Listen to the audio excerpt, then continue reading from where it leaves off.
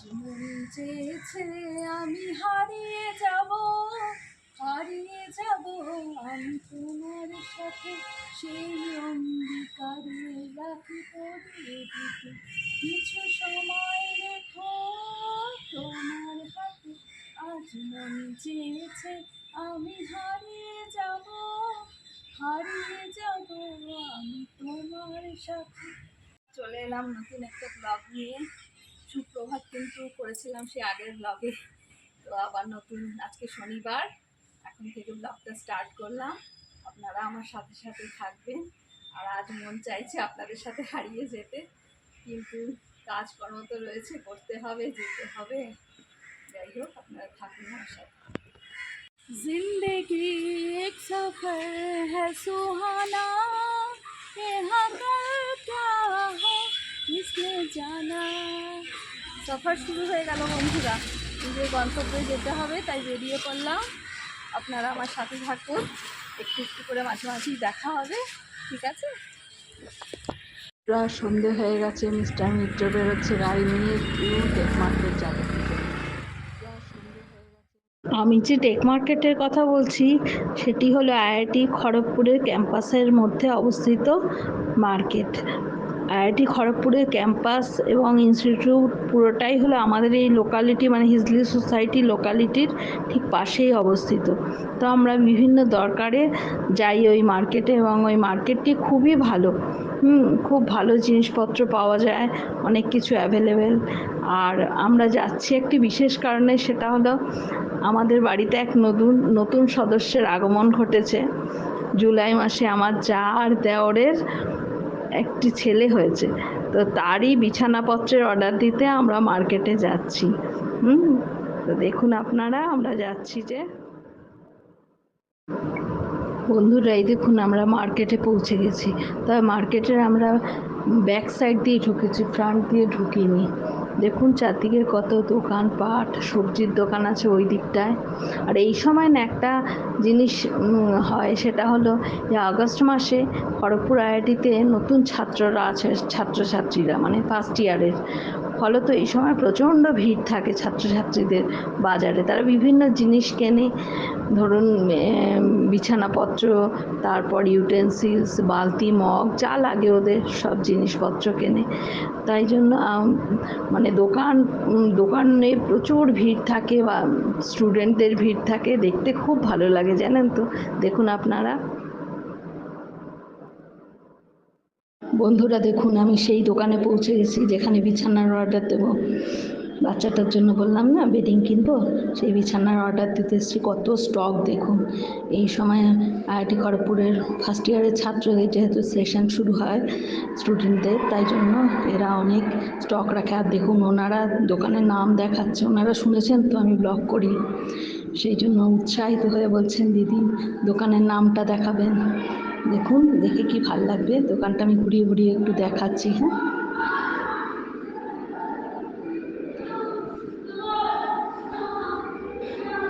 আর ওনাদের যে ওনার মানে আসল মালিক যিনি ছিলেন মারা গেছেন, আমার পরিচিত ছিলেন, তার ফটো দেখাচ্ছে। ওনার রিলেটিভস এখন দোকানটা চালায় আর কি। দেখেছেন কত স্টক।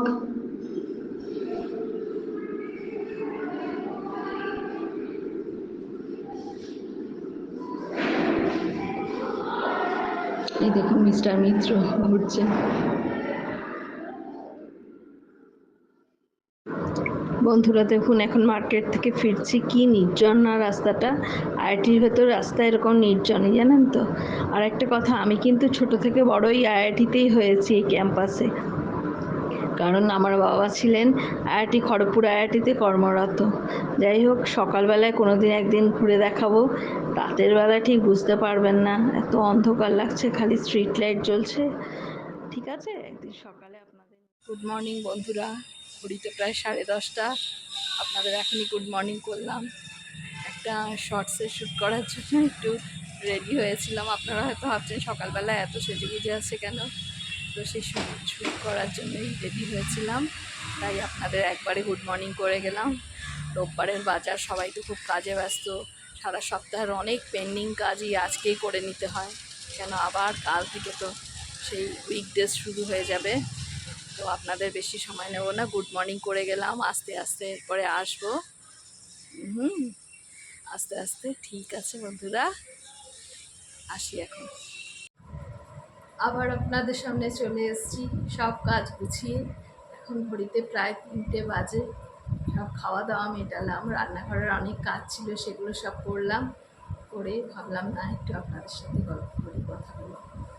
আর একটা কাজ নিয়েও আপাতত আমি বসেছি, সেটা হলো আমার খাতা দেখা। তার আগে একটু বলে নিই, আপনাদের সাথে বলা হয়নি যে আমি খড়গপুর 1 নম্বর ব্লকের একটি স্কুলে শিক্ষকতা করি, হাই সেকেন্ডারি স্কুল।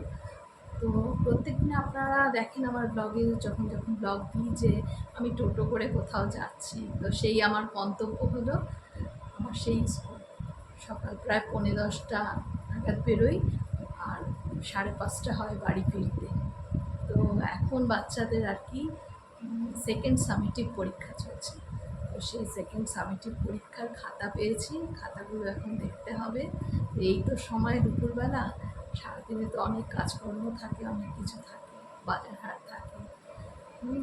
তো সেই জন্য এই দুপুরটাই একটু সময়, যখন একটু খাতাগুলো দেখি, তো সেই কাজেই আপাতত এখন 2-4 দিন বেশ ব্যস্ত থাকো। তবে আপনাদের সাথে কথা কিন্তু হবে, আমার দেখাও হবে, কথাও হবে, আপনাদের তো আমি সবই আপডেট দিই, তাই না?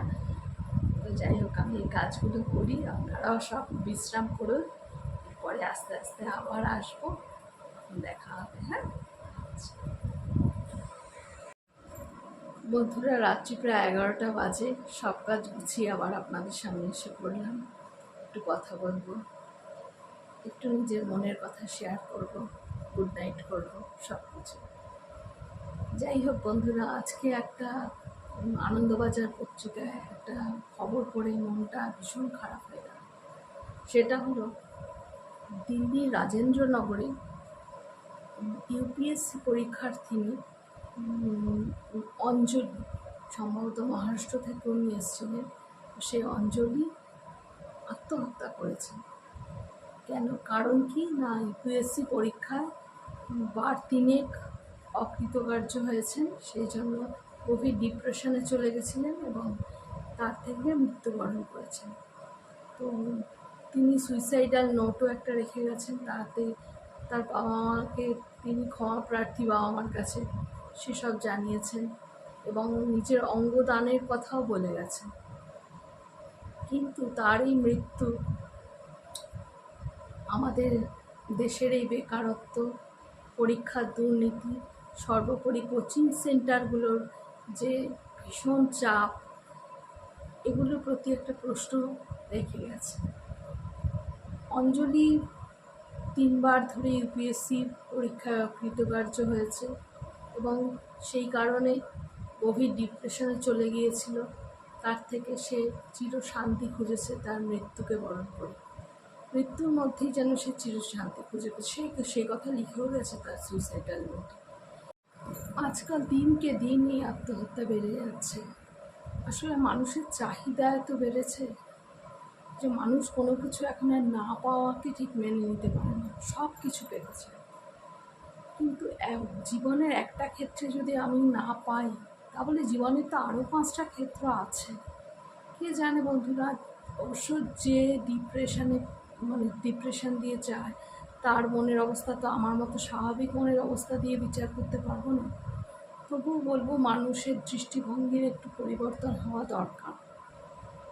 হ্যাঁ, বাবা মা চায় যে সন্তান জীবনে প্রতিষ্ঠিত হোক, কেন বাবা মার চিরজীবন থাকে না, তাই সবসময় দেখে যেতে চায় যে সন্তান যেন ঠিকঠাকভাবে প্রতিষ্ঠিত হয়, তাদের অবর্তমানে সন্তান যেন ভালোভাবে থাকতে পারে।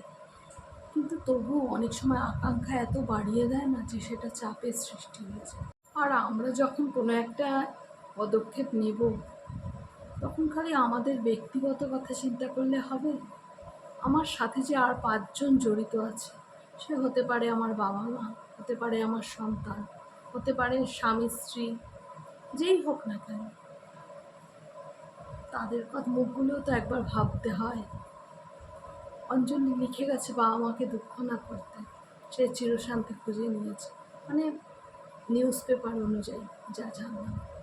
কিন্তু তার বাবা মার এই দুঃখকে কোনোদিন বুঝবে?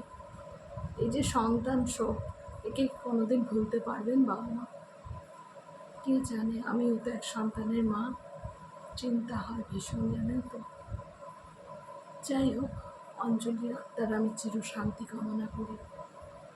ও যেন শান্তি খুঁজে পায়, এটুকুই বলা। আর কি বলবো বন্ধুরা, আজকে এখানেই ব্লগটা আমার শেষ করছি।